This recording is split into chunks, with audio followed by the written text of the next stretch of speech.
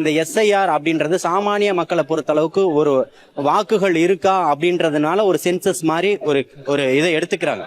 But இன்னும் கொஞ்சம் இதை பின்னோக்கி போய் பார்க்க வேண்டிய ஒரு சூழல் ஏற்படுது. சிஏஏன்ற ஒரு போராட்டம் எப்படி தொடங்கிச்சு அப்படின்னா, இஸ்லாமியர்களை ஒரு தனிமைப்படுத்துவதற்காக ஒரு முன்னோட்டமாக தான் அந்த சிஏஏ இன்னைக்கு கொண்டு வரப்பட்டது. அந்த சிஏஏல என்பிஆர்னு சொல்லக்கூடியதனுடைய மறு வடிவமாக தான் இந்த எஸ்ஐஆர் இருக்கு.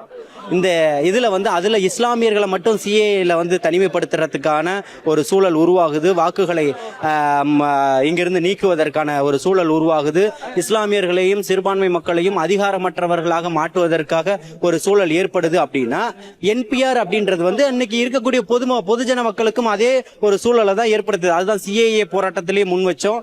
நான் சென்னையினுடைய சிஏஏ போராட்டத்தினுடைய ஒருங்கிணைப்பாளர் முறையில் இது இஸ்லாமியர்களுக்கு மட்டுமல்ல, நாளைக்கு உங்களுக்கும் தான், எல்லாருக்குமானதுதான். இது எதை இஸ்லாமியர்களுக்கான ஒரு விஷயத்தை போன்று இருக்கக்கூடிய ஒன்றிய அரசு கட்டமைக்குது. அன்னைக்கு இருக்கக்கூடிய தமிழகம் அரசு அதுக்கு செவி சாய்ச்சி அதுக்கான வேலைகள்ல போய்கிட்டு இருக்காங்க அப்படின்றதெல்லாம் சொன்னோம்.